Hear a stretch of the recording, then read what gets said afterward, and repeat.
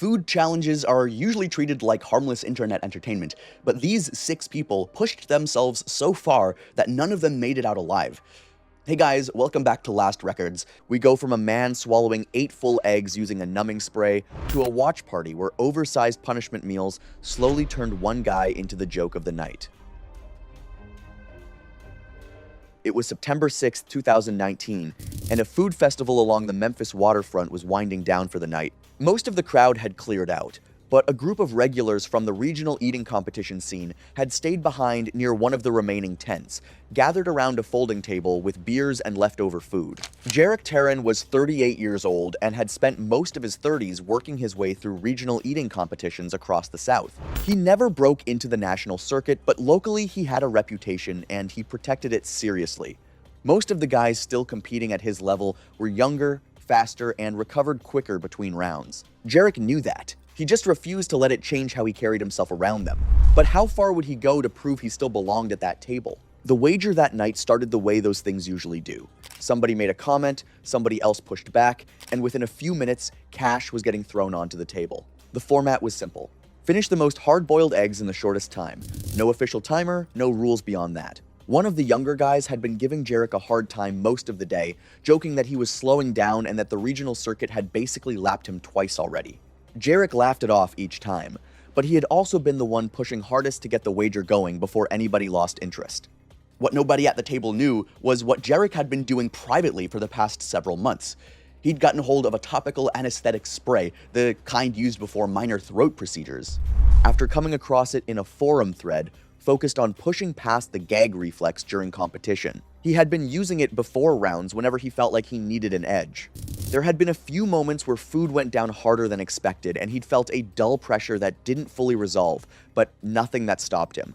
He had written those off as normal and kept going. Before the wager started, Jarek excused himself for a few minutes. When he came back, he rolled his neck, cracked his knuckles, and acted like he was simply loosening up.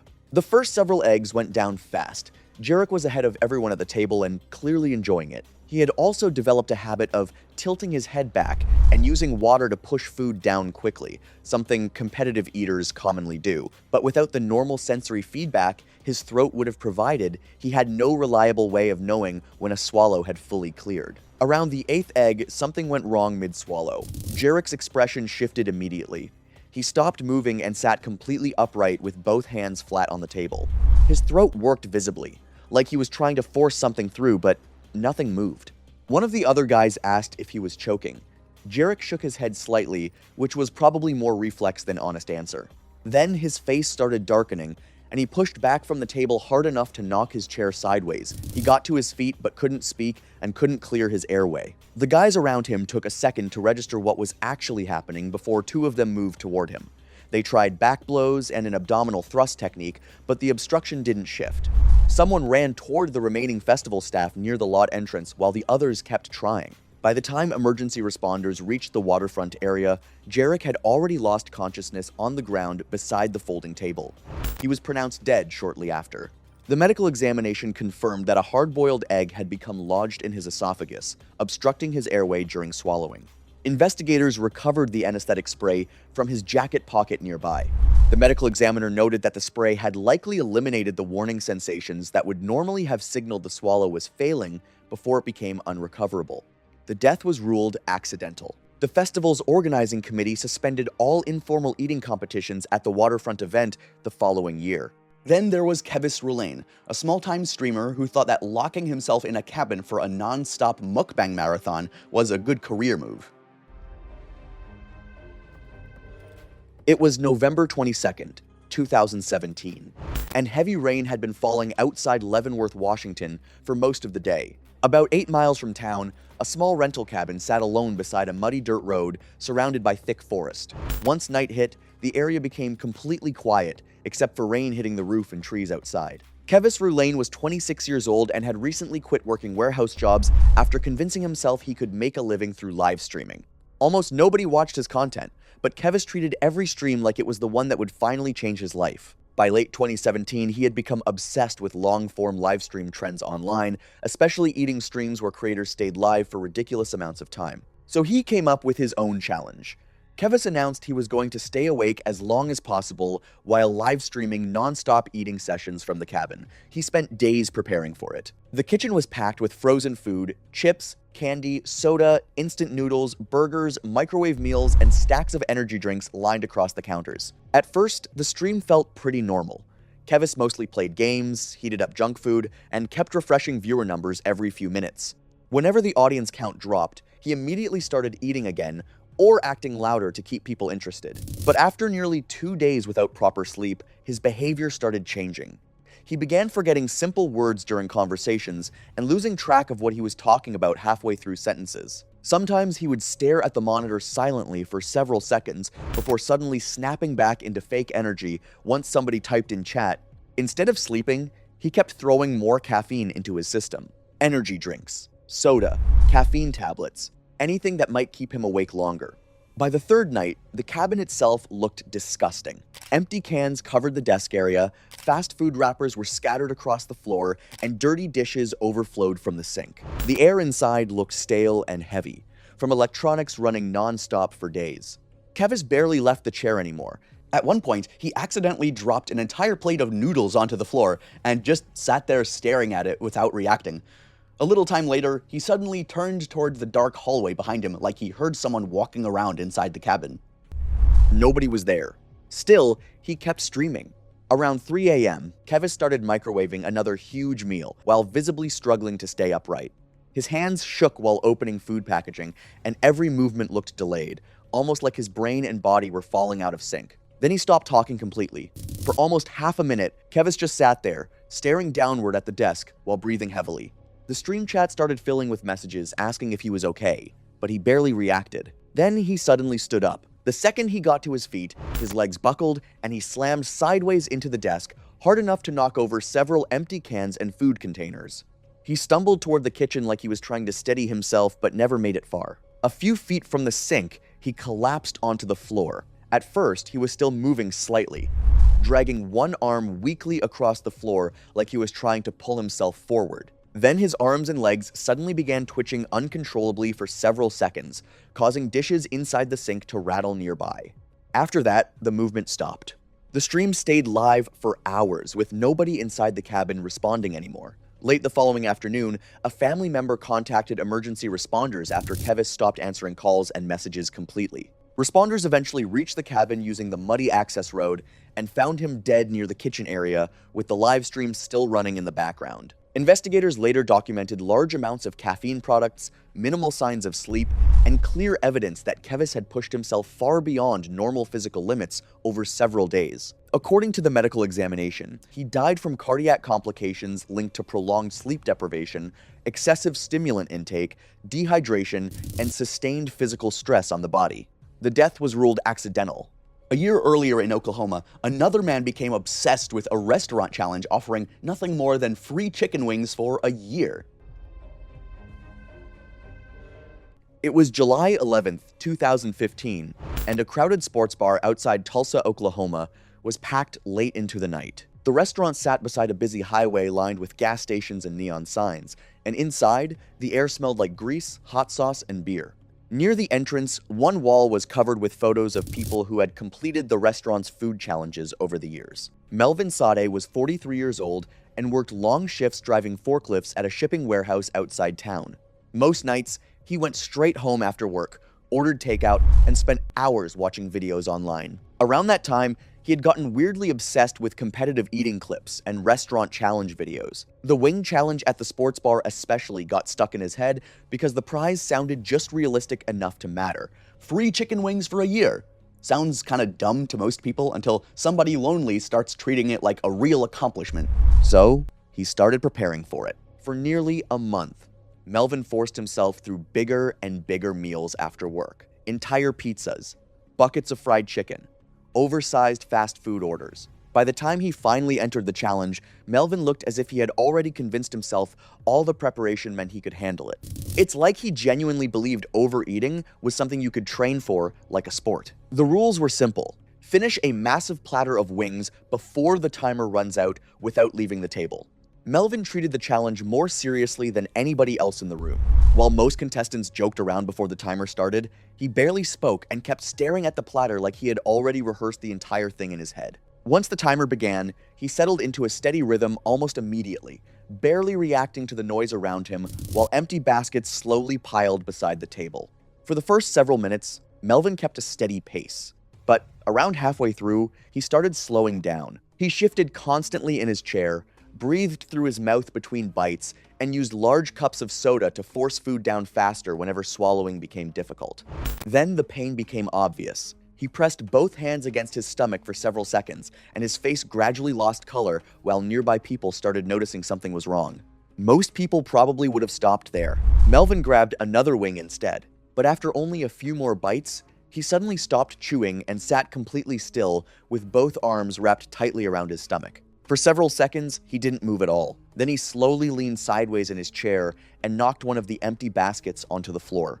At first, people nearby assumed he was just feeling sick from overeating, but it quickly became obvious he was struggling just to breathe normally. His face looked drained of color, and sweat had started soaking through the front of his shirt despite the cold air inside the restaurant. Then he vomited beside the table. The force of it seemed to completely drain whatever strength he still had left. He stumbled sideways, nearly lost balance, and collapsed hard onto the floor between several chairs. For a short time, he was still conscious. He kept trying to shift positions on the floor like he couldn't get comfortable or catch a full breath. He loosened his belt and kept shifting around like he couldn't relieve the pressure in his stomach. The restaurant had gone mostly quiet around him, except for dishes rattling and chairs scraping backward across the floor. Emergency responders arrived within minutes and found Melvin struggling to breathe while curled partly onto his side near the table. He became increasingly unresponsive during transport. According to the medical examination, Melvin suffered severe gastric overdistension that compressed his diaphragm and placed acute stress on his cardiovascular system. Investigators also noted a previously undiagnosed enlargement of the heart, which made him far more vulnerable to that kind of sustained physical strain. The force of vomiting is believed to have triggered a fatal cardiac event. The death was ruled accidental. But in a small duplex outside Boise, Idaho, a guy who'd convinced himself extreme eating was just another form of training spent a week filming what he thought was a fitness experiment. It was July 28th, 2018, and temperatures around Boise, Idaho stayed above 95 degrees Fahrenheit well into the evening. On the edge of a quiet neighborhood outside the city, a small duplex sat near dry hills covered with brush and scattered pine trees, while heat continued building inside the building overnight. Zephan Price was 29 years old and had spent the last couple years trying to build a fitness page online. He posted workout clips, cheap bulking meal plans, and advice about gaining muscle fast. Most of it came from bigger fitness creators he copied online, but Zephan talked like he completely understood the science behind all of it. Around 2018, he became obsessed with extreme calorie challenge videos, specifically 10,000 calorie bulking challenges. At the time, those videos were everywhere online. People filming themselves eating stacks of burgers, giant pizzas, milkshakes, ice cream, and entire boxes of donuts while pretending it was somehow part of a disciplined fitness lifestyle. Zephan completely fell for it. He announced a week-long challenge where he would eat at least 10,000 calories every day while continuing workouts to prove his body could adapt to it. The duplex slowly filled with protein powder tubs, dirty blender cups, fast food bags, and half-finished shakes. Zephan filmed almost everything, treating the challenge like some serious fitness experiment instead of a guy wrecking his body for internet content.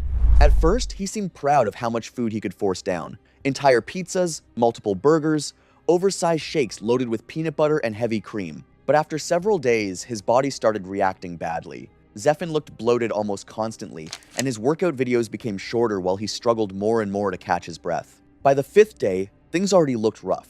Zephan was barely sleeping because most of his day revolved around eating, filming, editing videos, and trying to hit calorie goals before midnight. He also started relying heavily on pre-workout supplements and energy drinks because he constantly felt exhausted. By the 7th night, the challenge had completely taken over his schedule. Every few hours revolved around eating, filming, weighing himself, or forcing down another protein shake. That night, Zephan was trying to finish the final meal of the challenge while a camera recorded nearby. At first, he just looked uncomfortable. He kept shifting his weight, breathing through his mouth, and taking longer pauses between bites than before. Then he suddenly rushed toward the sink and vomited again. This time, though, he stayed there. Zephan leaned both hands against the counter with his head lowered while trying to catch his breath. Sweat soaked through his shirt while the camera nearby kept recording from the kitchen table. After several minutes, he tried going back to the food one more time. He picked up part of a burger, stared at it for a second, then dropped it back onto the plate. That was basically the point where his body looked completely done. Instead of finishing the challenge, Zephan slowly lowered himself against the cabinets and stayed sitting on the kitchen floor for a long time without moving much. The camera was still recording when he eventually lost consciousness sometime later during the night. Emergency responders were eventually called to the duplex and found him unconscious on the kitchen floor, surrounded by food containers, supplements, and recording equipment. The medical examination later found that Zephan had developed severe inflammation of the pancreas after nearly a week of extreme overeating and heavy fat intake. Investigators also documented large amounts of stimulant supplements, energy drinks, and signs of prolonged dehydration throughout the duplex. Authorities ultimately concluded that the physical stress placed on his body during the challenge led to a fatal cardiac event sometime during the night. His death was classified as accidental. Our next guy in Ohio, who was filming aesthetic drink videos alone in his apartment, became more focused on getting the shot right than whether what he was drinking was safe. It was the 3rd of March 2020, and temperatures outside Columbus, Ohio had dropped back below freezing after a brief warm stretch earlier in the week.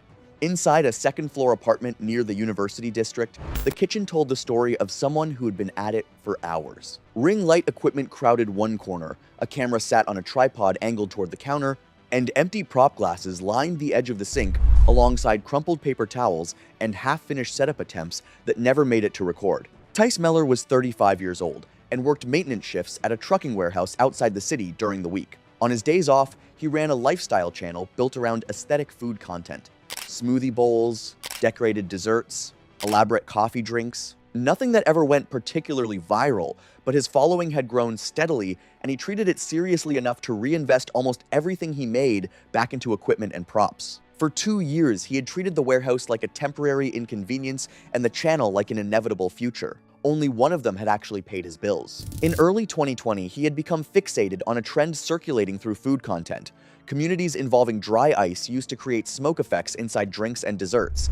The visual was striking on camera. Thick white vapor spilling over the rim of a glass or rolling across a dessert plate. Exactly the kind of thing that performed well in short clips and was simple enough to film alone without a crew. Tice ordered food-grade dry ice and spent several days watching tutorials before filming his own version. The concept was straightforward.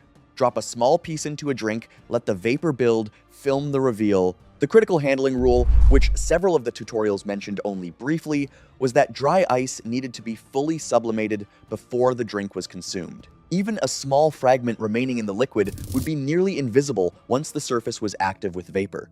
On the day he filmed, Tice had been reshooting the same sequence for nearly 2 hours. The smoke effect kept dissipating before he could get a clean take. He tried adjusting the glass size, the liquid temperature, and the amount of dry ice he was dropping in.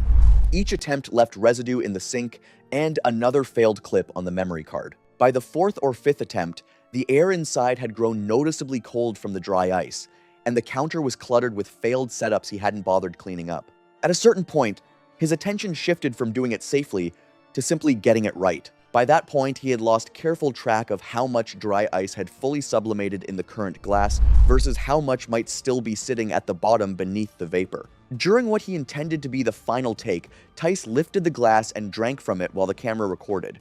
He swallowed once before stopping. His expression changed immediately. He set the glass down carefully and stood very still for a moment with one hand pressed flat against his sternum. Then he sat down slowly on the kitchen floor with his back against the lower cabinets. He didn't call out or reach for his phone. The camera kept recording from the counter above him, capturing the top of his head and his knees pulled slightly toward his chest. His movements became slower and less deliberate over the following minutes. At some point, he stopped adjusting his position entirely. He had been scheduled to meet a friend that evening. When Tice stopped responding to messages and didn't show, the friend drove to the apartment and knocked for several minutes before calling emergency responders. Responders found him on the kitchen floor with the camera still running and the ring light still on above the counter. The medical examination determined that he had ingested a piece of dry ice that had not yet fully sublimated. The resulting gas expansion caused a gastric perforation, and the thermal contact produced serious internal burns along the esophagus and stomach lining. Investigators reviewed the camera footage, which documented the full sequence from the moment he drank. The death was ruled accidental. Meanwhile, at a split-level house in Fort Wayne, Indiana, a group of friends spent hours spinning a homemade punishment wheel loaded with oversized food penalties and drinking dares. It was January 14th, 2017, and freezing rain had been falling outside Fort Wayne, Indiana since late afternoon. Most people stayed indoors that night, especially in the older suburban neighborhoods, where narrow streets and driveways had already turned slick with ice. Inside one split-level house near the edge of town, though, a group of longtime friends had gathered for an all-day football watch party that was still going well past midnight. Malik Sutter was 39 years old and worked as a regional sales rep for an industrial supply company. Years earlier, he had been one of those loud high school football guys who never stopped competing with people over dumb stuff. By 2017, though, he was heavier, drank more than he used to, and clearly hated jokes about getting older or slowing down. So once everybody started drinking during the games, Malik slipped right back into trying to outdo everybody in the room. The punishment wheel started as a joke somebody made during halftime. One of the guys dragged out an old spinning wheel from the garage and wrote random food penalties across it using a marker. Stuff like finishing leftover burgers, eating giant bowls of chili, chugging soda before eating nachos, or combining random leftovers into one plate. At first, everybody participated equally. The wheel mostly kept people entertained between games while beer cans piled around the living room and kitchen. Somebody spun after missed predictions, bad bets, or losing card hands during commercials. But after several hours, the punishments slowly got worse. Nobody officially changed the rules, people just kept adding heavier food combinations because everybody was drunk and trying to make each other laugh. And Malik kept volunteering himself back into it. That was really the problem. The whole thing had basically turned into people testing how far he'd go before finally saying no. The second somebody joked that he was slowing down or getting soft, Malik immediately doubled down instead of backing off. Meanwhile, most of the others had quietly stopped taking the challenge seriously. Some skipped penalties completely. Others threw food away in the kitchen when nobody noticed. Malik didn't do that. He treated every round like he still had something to prove. As the night dragged on, leftover cookout food kept coming back out of the refrigerator and onto the tables again. Chili poured over fries, cold burgers covered in cheese sauce, half-finished trays of nachos mixed together into giant punishment plates. By around 1 a.m., Malik looked worn out. He sat leaning forward with both elbows on his knees between rounds while breathing heavily through his mouth. Several times he disappeared into the downstairs bathroom long enough that people started joking he was secretly quitting. But every time he came back, somebody handed him another plate, and he always took it. At one point, Malik landed on a punishment involving nearly an entire tray of leftover chili dogs from earlier in the evening. Even the other guys looked uncomfortable watching him force it down. Not because they thought he was dying or anything, mostly because the whole thing had stopped being funny by then. Eventually, sometime after 2:30 a.m., Malik stood up to carry his plate to the kitchen and nearly stumbled sideways into the wall. People laughed at first because they assumed he was just drunk. Honestly, Malik probably assumed that too. He set the plate down on the coffee table and sank back onto the couch, leaning his head against the cushions. A few people joked about him finally tapping out, and someone turned the TV up. What nobody noticed was that Malik had stopped responding within the next few minutes, just completely still, eyes partially open, breathing shallow and irregular. Emergency responders were called in the early morning hours after someone noticed Malik's color had changed and couldn't rouse him. He was pronounced dead at the scene. The medical examination determined that alcohol intoxication combined with extreme overeating triggered a fatal cardiac event, likely while the group was still awake around him. The signs of distress would have been nearly impossible to distinguish from ordinary drunkenness. The death was officially classified as accidental.